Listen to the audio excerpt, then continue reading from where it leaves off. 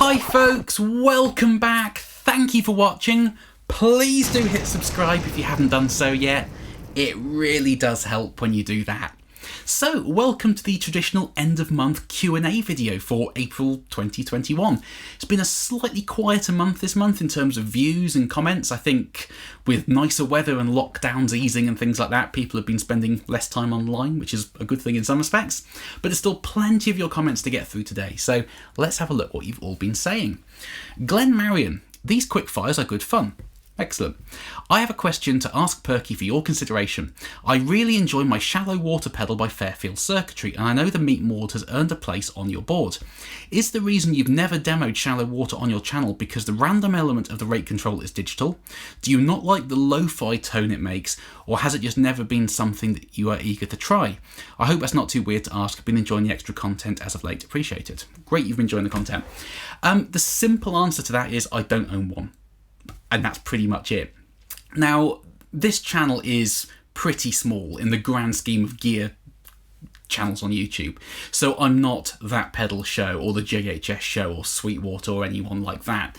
I'm a much smaller operation. Now, nowadays I am starting to work with manufacturers a little bit more to bring you content. So probably 30% of the videos you see are me collaborating with a manufacturer to present that video to you. But still, 70% of the content is stuff that I buy myself, either for my personal use or to feature on the channel. And it won't surprise you to learn that a channel of this size isn't exactly a get-rich-quick scheme, so I have to be very, very careful of what I spend money on to feature on this channel. So, you know, bigger channels can probably go to one of those manufacturers, such as Fairfield, and say, send us all your pedals to demo, and they might do that. That's not how things would work for me, and also I wouldn't want to be like that. If I'm going to work with a manufacturer, I want them to kind of essentially sell the product to me. Why is it interesting to demo? And I do very carefully and seriously vet requests that come in for demos. So if someone writes to me and says, will you demo our Overdrive pedal? I'll first and foremost say, well, tell me about it. What's interesting about it? And if it's a clone of the famous green Japanese Overdrive pedal based around the fabled 4558 op amp, it's a tube screamer.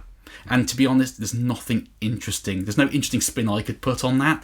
So I would say no to something like that. But if it's something interesting and unique and something I would want to use myself and it looks really cool, then I'll kind of take that work on and demo those products. But I don't have access to absolutely everything. So that's generally when I get comments on this channel saying, why haven't you demoed X, Y, or Z? Or you should do a comparison of this pedal and that pedal and that pedal. I would if I had them, which I don't. So I can't. So, you know, if any manufacturers wanted to kind of lend me stuff to do videos with, then great, you know, get in touch and we can talk about it. But that's usually the reason why I haven't done something and I have done something else, is because that's what I've chosen to spend money on myself. And there's no point me spending money on pedals that I don't think I'm going to like, purely to feature on the channel and say I don't like them. Some channels do really thrive on ripping products to shreds. That's not how I like to do things here. I want to show you really top quality, really good, interesting guitar gear. And if I'm going to spend money on something myself, I have to be pretty sure I'm going to like it myself as well. Otherwise it makes no sense when you're on a pretty strict budget like I am. So that's the reason I haven't demoed the shallow water, is simply because I don't own one. If Fairfield wanted to lend me one, I would absolutely shoot that video for sure. MB, would Alnico speakers sound good in a PCB Marshall tube amp, brackets not hand wired? Yeah, absolutely. And I think when it comes to old school turret board hand wiring design versus PCB, it's a pretty contentious and largely theoretical debate. And I was talking to, he's not my amp tech, but the person I take amps to if they ever need fixing, about this. And he was saying that in theory, air is less conductive than the material that PCBs are made out of, and keeping the signal path in one plane rather than going up and down through boards is better for capacitance or something like that. So in theory, hand wiring an amp on a turret board should give you less signal degradation and loss than using a PCB. In the real world, does it make any noticeable difference whatsoever? Almost certainly not. And Dr. Z put a video out about this a couple of years ago about why hand wiring is important, but from memory, at no point did he say it sounds better. It was simply from a manufacturing perspective. So if they build and design an amp around a certain component that then goes out of production, and they need to use a different sized component or different shaped component, they can just drill a hole in the turret board in a slightly different place and everything's fine. If they've had 10,000 PCBs made up around a component they then can't get, then it's a big problem. And you can make sure all the solder joints are absolutely rock solid. You can check them by grabbing hold of them rather than just poking them through a PCB. PCBs are generally a little bit harder to repair than hand-wired amps, things like that. So I think it's largely a manufacturing consideration, and the reason I have all old school turret board hand-wired amps is purely because the boutique companies I tend to go with, that's how they do things. So I think when it comes down to tone, if you were to get two identical amps just of different construction and A/B them, any differences you hear will largely be down to tolerances in the components, different manufacturers of components used and things like that. It wouldn't probably be down to turret board versus PCB. So yeah, when it comes to speakers, if your amp sounds good, it is good, I'd say that. And if you want to play around with speakers, go for it. The actual style of construction, I think, would make negligible difference to how your amp actually sounds compared to the other style of construction. Tanner TV, thank you very much, Joe, well done. The only two additional things I would have tried: one, run VB2 in a wet-dry config with two amps and record them both, and two, try the CE2 and CE3 with a very, very mild boost/drive in front, otherwise they do not stand a chance against the CE1. To take the second point first, yes, I could have done that, but then if you put a drive or boost into those other two pedals and not the CE1, then you get the flavour of that boost kind of skewing the results a little bit, so it was better for me to leave them just exactly as guitar plugged in, and that is how they sound. And if you were going to use a boost pedal, you'd want to put it into the CE1 as well for a fair test. And I generally don't put anything overdrive or boost into the front end of the CE1 because you just overdrive that preamp more. It sounds very gristly and abrasive and doesn't sound that great. And also I run all my modulations pre-drive anyway. That's just how I like to do things. So to take the first point about running the VB2 in wet dry, there is another question here on a similar line. If the VB2 output lacks the dry signal, which of course it does, it's just a pitch vibrato, no chorusing going on, is it possible to use VB2 in an effects loop or with a mixer to get the dry signal in the mix? So there is a video coming. It probably won't be out for maybe a month or two. I have shot it, but I'm so backed up on videos at the moment that it's a nightmare scheduling everything. So it might be out in a month or two. I have shot a video of the VB2 in a wet-dry setup, and that absolutely creates chorus. And it was a stereo chorus because I pan the amps hard left and right, because you have the vibrato in one amp, you have the dry signal on the other, and the interplay between the two creates chorus. Now, in terms of an effects loop, it depends if it's a series or a parallel effects loop. If it's parallel, then yes, you could put the vibrato in and blend it in for chorus. If it's a series effects loop, you'll just get vibrato. You could use a mixer, like a parallel mixer like the Gig Rig Wetbox or Wetterbox, to blend your dry signal with the vibrato to create chorus. To be honest, I would probably just buy a chorus pedal with a vibrato switch. Lots of them have them nowadays, and it will work in every situation rather than just a few. So the Jam Waterfall has a vibrato switch. My old Way Huge Blue Hippo I used to have had one. Even the Crazy Tube Circuit's Memphis Magnatone vibrato thing I've got on my board has a dry a switch to add the dry signal in to create a kind of magnatone chorus, as it were. I would probably go with a chorus pedal with that functionality. It'll be cheaper, it'll be easier, and it'll work everywhere for every different sound you want, rather than just using it in an effects loop, for example. You could use it, it makes much more sense to do that, I would say. Gemma Seymour. I used to have both the CE3 and VB2, and I don't recall either of them requiring ACA adapter. I only ever used them with PSA adapters and they sounded just fine. Now, I am going to make a video some point soon about ACA power and what it is and how to use it and which pedals need it. But essentially, the very earliest Boss pedals were designed to receive an unregulated 12-volt power input, which the circuit then drops internally down to 9 volts. Now, not all pedals were like this. It kind of depends on the exact age of the pedal, and some have crossover. It all gets very confusing. The old ACA pedals will generally run on 9 volts, but of course it drops that internally, and the internals are running on about 6 volts. So you'll tend to find they're a bit more crunchy, a bit lacking in headroom. They won't necessarily work exactly as you're expecting them to. So on this pedal, if it's running at 6 volts internally, if you turn the rate all the way up, it will cut out and you'll just get dry signal. Then when you turn it down, the vibrato comes back in. So you do get slight kind of quirks with that. And also the LED will typically be quite dim and you can't really see it on stage, but they will generally work, but they won't really be in their kind of happy place. The way to tell, look at the label on the back. This says ACA on it, so it wants a 12 volt ACA input. This DC3 is a few years later. This is 86. It has a sticker on the top here saying use Boss PSA adapter only, brackets 9 volts. So this doesn't drop the power internally. If you plug 12 volts into here, it might go bang. So you need to be very, very careful. But I am going to make a video about this soon. But the old ACA pedals will generally run on 9 volts. Most of the time. Sometimes you won't spot a difference, but you will get little quirks of headroom and behaviour and things like that. Interesting question though. Dragonfly, I'd like to have the Waza chorus and dimension pedals in a comparison as well. If they are close enough, that may be the route I take for my needs. Now, I've never played the Waza versions of the CE2 or the DC2. I've seen videos online, and yeah, absolutely, they are close enough, for sure. There are subtle differences. I think the Wazas are built with surface mount components rather than through hole. Whether that makes a difference is up for debate. The Waza Craft, one of their big selling points is they've improved the input buffers, because older Boss pedals typically have quite grim buffers. They do suck tone a bit when they're in bypass, so the buffers have been improved. But yeah, you can generally hear in those videos that they are very, very close. There are subtle differences, but probably no more difference than you get between two vintage pedals that are exactly the same, with tolerances and things like that. So yeah, I think they are absolutely close enough. I think the Boss Waza Craft series, in my experience of watching them on YouTube at least, are very, very close to my experience of the originals I have in this room. Pete Covington, do you prefer these or the Hot Dwaynes? And this is the demo of the OX4 Beanos. Definitely ballpark, but slightly different things, which is exactly the point.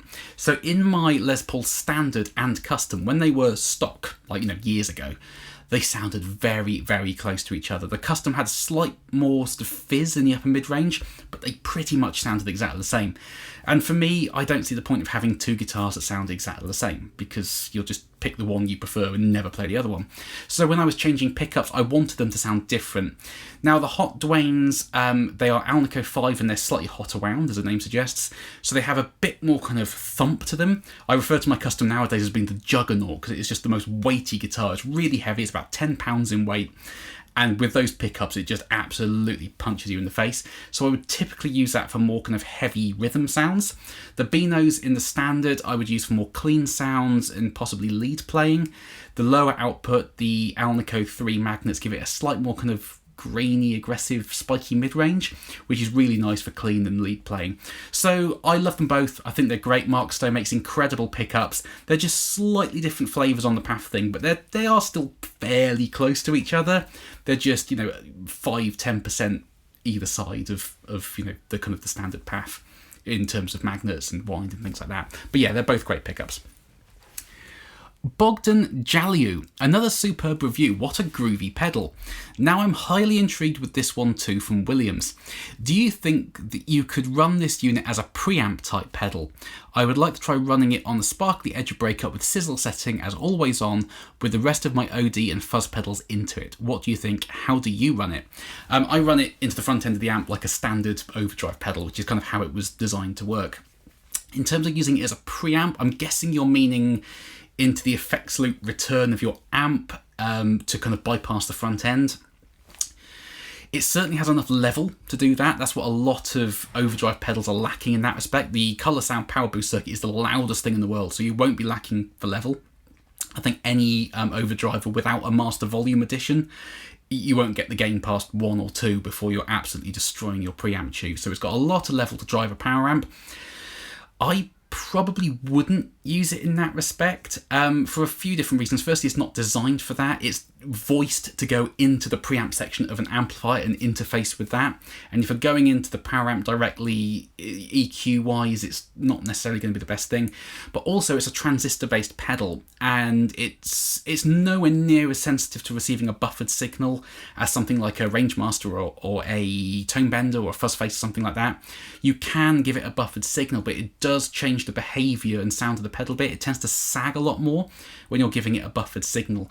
So it's a little bit like a Big Muff, for example. You can give it a buffered signal and it will still sound broadly the same. It won't misbehave too much, but you'll change the feel and the EQ of that pedal. So if you're stacking overdrives into it, that'll give it a buffered signal, and you'll get a tonal change simply by putting a buffer in line before you even get into the overdrive, and it might be a little bit unpredictable.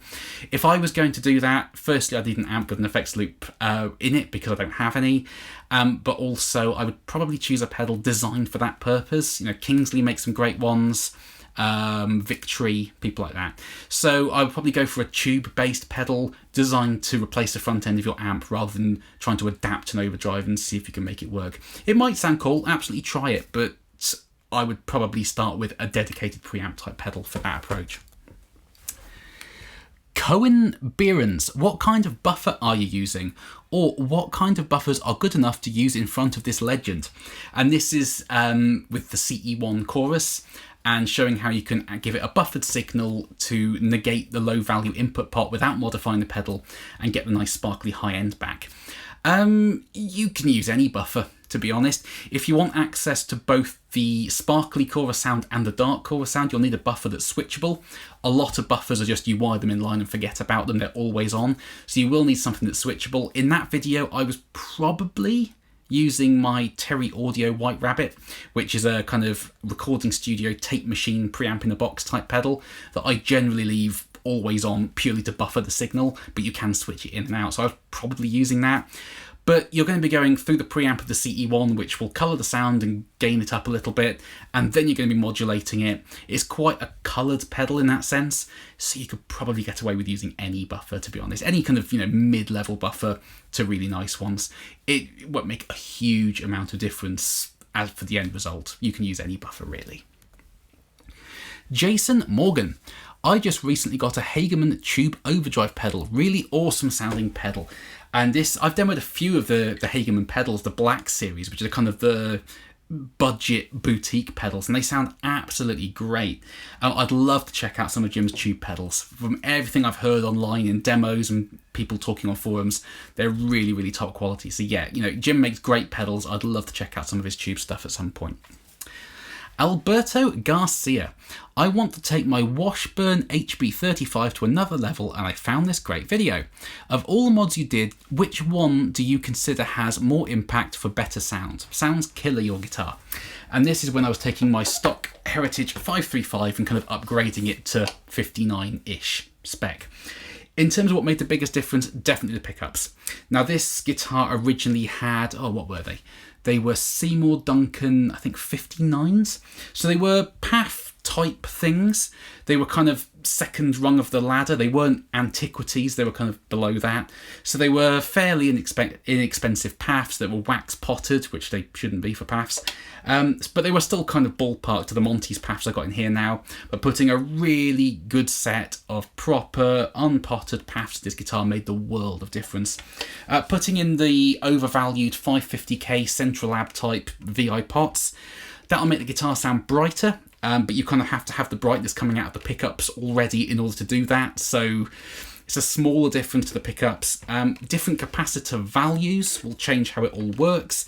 Different capacitor constructions arguably makes zero difference at all. In terms of the hardware, this is the Faber hardware. And I think going to this kind of vintage correct hardware over stock hardware, this seems to give you slightly more low end, slightly more kind of like bell-like high end, and get rid of some of the kind of bitey, aggressive upper mid-range that lots of modern guitars seem to have. But it was a very subtle difference, really, all things considered.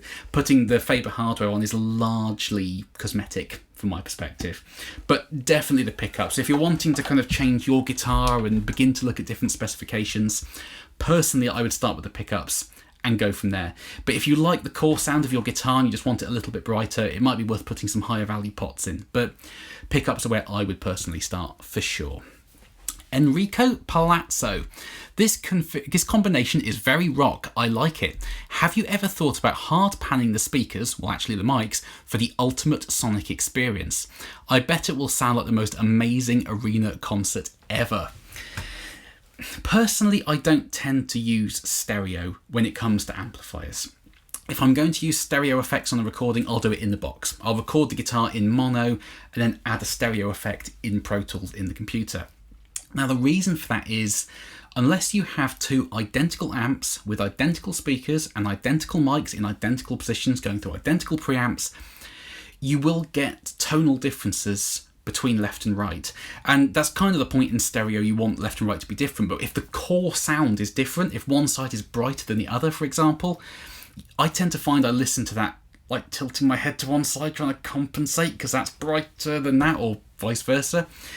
And it tends to sound a bit weird, which is why I will generally record in mono, and if I want anything in stereo, I'll either double track the guitar if it's just a thickening effect, or if it's an actual delay or reverb, I'll do that in Pro Tools. I won't do it in the room because I don't have two identical amps. And in the case of the Zilla 2x12, which has the Celestion Gold and the Fane A60 in it, those are two pretty differently voiced speakers, which is why they work so well together. So the Gold is very kind of bitey and aggressive in the mid-range. The Fane is a bit more balanced, a bit thicker low down. So they slot together really nicely. But if you were to pan them left and right, you'd get one side that's quite thick and bassy, and the other side that's really kind of bright and aggressive in the kind of loudness frequencies. And you'd find it sounds a little bit weird, especially in like headphones. So I don't tend to do that. Some people do it, in wet dry it can work because you want the sides to be very different. Generally speaking, I just stick to mono. It works better for me, and I think it ultimately sounds more like recordings. It doesn't unbalance things too much in a way that panning two mics on different speakers can. So that's just my take on it. Some people love stereo and wet dry wet and things like that. I tend to just stick to mono. It works best for me.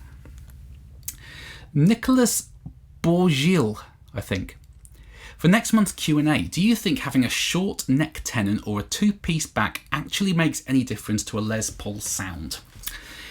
I don't know, is the honest answer. I would imagine it would, but a guitar is a system. Everything works together. The pickups, the wind of the pickups, the magnets, the offset between the coils, the pots, the hardware, the strings you've got, the material of the frets, the wood material, the construction, all that's 10 variables right off the bat, and there's plenty more.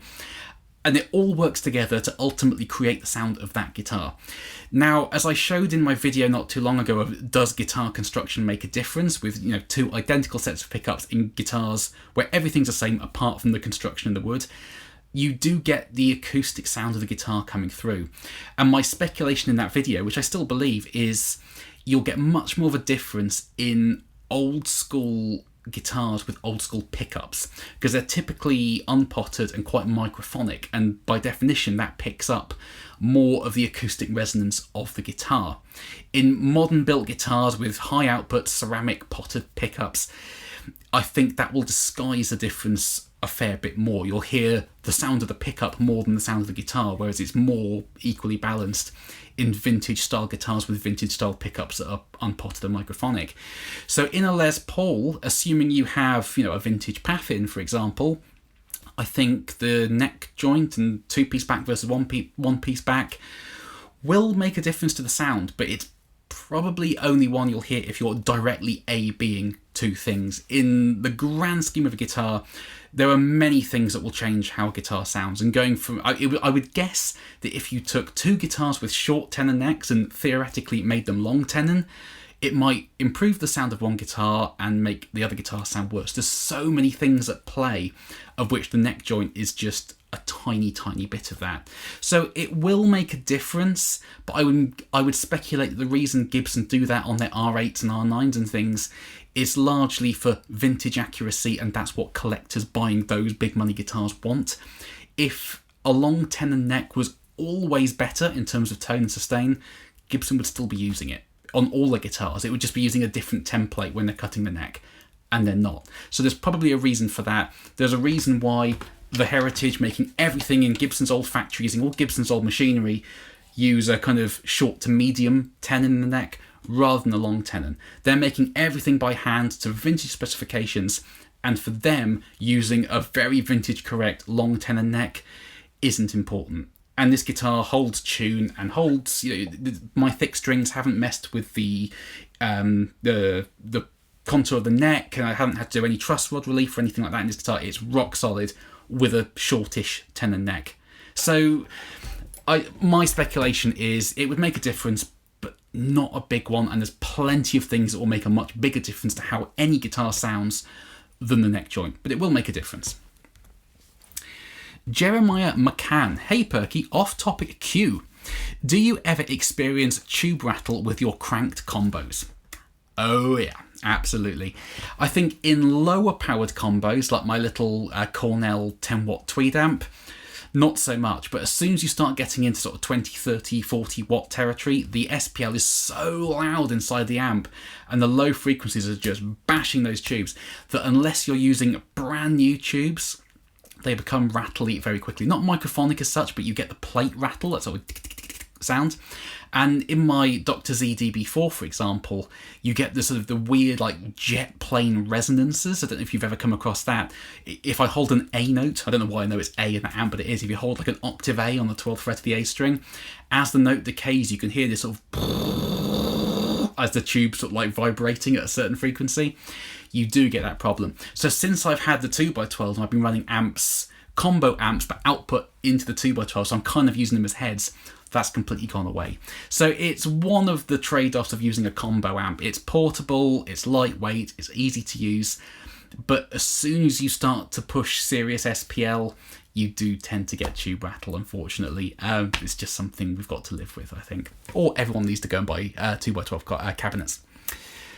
Who is Michael Moshos? Great video, Joe. I currently have a set of Monty's Paths on my SG and grabbed a week ago a set of OX4 low-wind Alnico 5s. I'm 100% satisfied with the Monty's bridge pickup, but I would prefer a neck with more definition. Any thoughts on mixing one from each set? Yes, a few thoughts on that. If you've got the Monty's, the bridge will be Alnico 2, but the neck will be Alnico 5. So replacing it with another Alnico 5 path might not have a huge amount of difference because the magnet's the same. When you're mixing pickups from different sets or different manufacturers, you do need to be aware that they're not necessarily the same polarity. So in the middle position, you might get the kind of the thin, nasally Peter Green out of face thing, which you can fix by taking the pickup apart and turning the magnet around, but it's not an ideal solution. So you might end up with them being different polarities, possibly, I don't know. But also what I would say is when I compared the Monty's paths to the OX4 paths, which my ones are Alnico 4s, the bridge pickups were fairly close in terms of tone, but the OX4 neck pickup was a bit more kind of scoopy. I guess you could say it had more clarity. It's a bit more kind of quacky. It's kind of more what I would associate a neck path sounding like, to be honest. So yeah, that might be kind of fundamental to the design and the wind and the offset of that particular pickup. So it's worth experimenting, but you need to be aware of the polarity.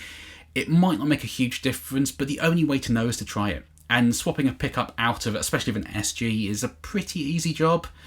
Scratch plate off, pickup out, resolder it, pop it back in, and just see how it sounds. Use your ears, and if it sounds good, it is good. And the final question today, Steve Turner. Sounded excellent straight into the Cornell. What a sound. Pure rock and roll. Now this was a demo I did recently of the Sitek Nursey, which is just a full frequency 24 dB clean boost. And I was mostly using it into my Dr. Z Z-Rec with some overdrive pedals for different effects. But at the end, I used Les Paul Jr. into the Cornell and just smashed the front end using the Nursey boost. And it sounded amazing. So like P90s into a tweed amp are just an amazing combination, especially when you're pushing the amp really hard. Really fizzy and aggressive, but as Steve says, just, pure rock and roll. So check that video out. I was really happy with that record, the tone at the end. It sounds special. So that's it for this month, folks. Thank you ever so much for all of your comments and questions there. I love doing these videos and answering them for you. What's coming up in May? Wow, I have to think. I've got another Hagen pedal. I've got the Scream, which is it's not a stock tube scream, but it has a fixed gain. You can adjust the tone, and the internals work very differently. So it's a very interesting design of pedal, this. I'm going to try and demo this pedal this month. I haven't shot the video yet. I've just taken delivery of the Tube Steader Beekeeper, which is a very cool kind of 2-channel tube overdrive based on the Dumble Overdrive special circuitry, so I'm hopefully going to get that out and demoed this month if I can. I've got another Citec pedal on the way, the Caffeine, so that's really cool. Check that one out.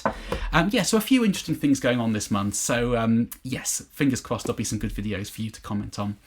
But thank you ever so much again for all your comments, folks. I love these videos, and it's kind of what makes this channel worthwhile is engaging with you folks and chatting with you in comment sections of these videos. It's a lot of fun to do. So thank you ever so much, folks, and I will see you very soon. Goodbye.